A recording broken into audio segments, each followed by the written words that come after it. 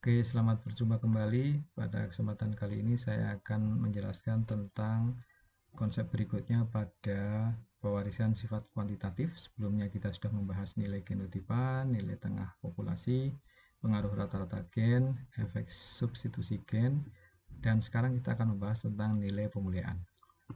Oke, jadi nilai pemuliaan ini kita ilustrasikan dengan konsep yang sama, masih penyederhanaan satu lokus, dua macam alil. Nah, oke. Individu A1 ini, kalau kita lihat, dia akan berkontribusi gen A1 ke dalam populasinya, hanya gen A1. Kalau semua individu itu adalah A1, maka populasinya hanya ada gen A1. Tapi mungkin dia ada individu dengan genotipe lain, mungkin ada yang mengandung A2, maka di sini menjadi ada A1, ada A2. Nah, kalau individu ini berkembang biak, maka dia akan mewariskan setengah dari gen yang dia miliki 2 ini ke dalam anaknya. Nah, kalau anaknya banyak, maka bisa dirata-rata. Anaknya hanya menerima separuh dari gen-gen tertua, kemudian ada. Kalau anaknya banyak atau beberapa, bisa dihitung rata-ratanya. Nah, rata-rata anak-anak yang mewarisi gen A1 itu, dia akan menyimpang dari rata-rata populasi. Nah, besarnya penyimpangan itu, besarnya simpangan itu adalah pengaruh rata-rata gen A1 atau alfa 1. Oke, jadi saya ulang kembali, individu ini akan mewariskan kepada anak-anaknya hanya satu contoh gen A1-nya. Oke, kemudian kalau anaknya banyak, bisa dirata-rata. Nah, rata-rata itu kalau diukur dari nilai tengah populasi, dia akan menyimpang. Nah, besarnya penyimpangan itu, dia adalah sebesar alfa 1 atau pengaruh rata-rata gen A1. Nah, kita akan menyatakan nilai pemuliaan. Kita sudah mengenal nilai pengaruh gen rata-rata atau pengaruh rata-rata gen. Nah, nilai pemuliaan individu ini adalah 2 kali nilai ini, simpangan nilai anak-anak yang memiliki gen A1 terhadap nilai tengah populasinya, atau tadi pengaruh rata-rata gen A1 ada nilainya di sini terhadap simpangan populasi. Nah, nilai pemuliaannya itu adalah 2 kali ini, 2 kali rata-rata deviasi keturunan terhadap rata-rata populasi. 2 kalinya, karena A1-nya di sini ada 2. Oke, jadi pengaruh rata-rata gen A1 ini tadi rata-rata dari anak yang memiliki gen A1 dari sini terhadap nilai tengah populasi.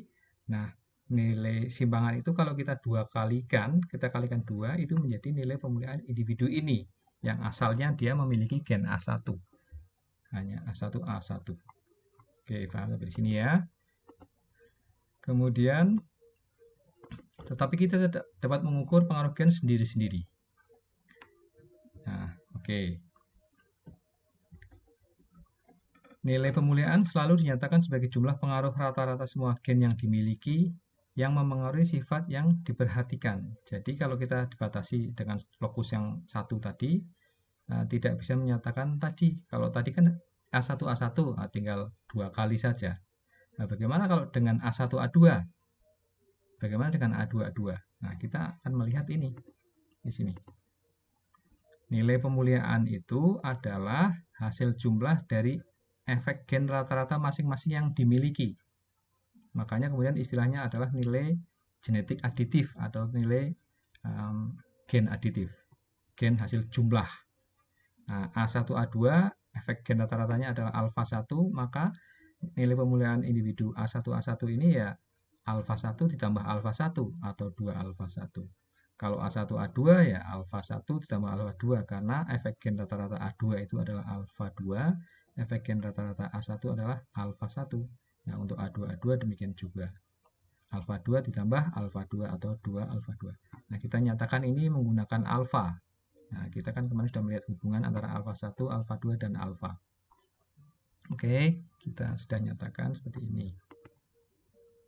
Nah, kemudian ini di sini saya akan jelaskan sedikit tentang kesalahpahaman umum mahasiswa terhadap nilai pemuliaan dan keliru dengan nilai atau koefisien pewarisan sifat. Nah, di sini nilai pemuliaan ini adalah milik individu, maka ada istilah nilai pemuliaan individu. Jadi ada individu 1 itu nilai pemuliaannya berapa, individu kedua berapa, dan seterusnya. Kalau ada 100 berarti ada 100 nilai pemuliaan masing-masing dimiliki oleh satu individu. Nah, yang tadi saya sampaikan sering tercampur dengan heritabilitas. Kalau dari 100 individu itu hanya ada satu taksiran heritabilitas. Karena dia adalah parameter populasi. Nah, ini adalah individu, nilai heritabilitas adalah milik populasi. Nah, kemudian berikutnya nilai pemuliaan ini mencirikan individu dan populasi asal pasangan individu tersebut. Ini ada dua pengertian. Nilai individu tadi sudah milik individu, genotipanya beda-beda, nilainya beda-beda. Nah, dia adalah milik populasi asal pasangan individu. Tadi kita nyatakan tadi dari 2 kali efek rata-rata gen, simpangan itu tadi 2 kali. Itu adalah berarti ada merujuk kepada populasi tertentu, nilainya berapa, nilai tengahnya. Nah, kalau mau kita lihat dari rumusnya, ya semua nilai pemuliaan itu dia mengandung frekuensi gen. Nah, frekuensi itu diperoleh pada populasi, ya kan? Nilai populasi ada 100 ekor itu berapa frekuensi gen A1-nya. Nah, berarti nilai pemuliaan itu dia tergantung dari populasi itu berada, karena dia tergantung dari frekuensi gennya. Frekuensi gen dan efek rata-rata gen yang dimiliki pada individu. Oke? Nah, kadang disebut genotipa aditif. Ada genotipa aditif atau genetik aditif atau nilai aditif. Aditif itu penambahan ya, bukan adiktif, kecanduan. Beda.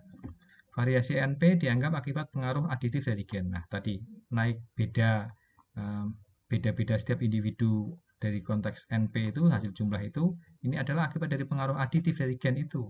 Ya, hasil jumlahnya berapa masing-masing gen yang dibawa oleh setiap individu itu. Nah, itu dia menimbulkan variasi, nah maka variasinya juga disebut variasi genetik aditif.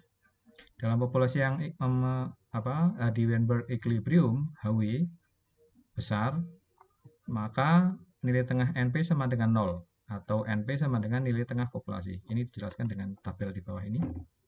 Sama pendekatannya seperti dulu, ini genotipa, kemudian ini frekuensinya.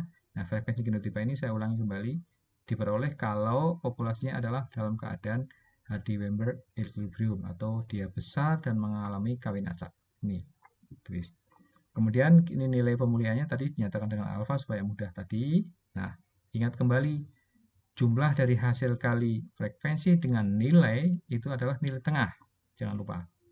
Nah, ini kalau kita jumlah hasil kali F kali NP ini dia sama dengan nilai tengahnya. Dan kita lihat kalau kita jumlahkan, ini sama dengan 0. Nah, ini yang tadi menjelaskan bahwa dalam populasi yang Hardy-Weinberg equilibrium, nilai tengah populasi sama dengan 0. Atau nilai NP sama dengan nilai tengah populasi. Demikian tentang nilai pemuliaan, mudah-mudahan bisa difahami dan kita akan lanjutkan pada pertemuan tentang simpangan dominan. Terima kasih.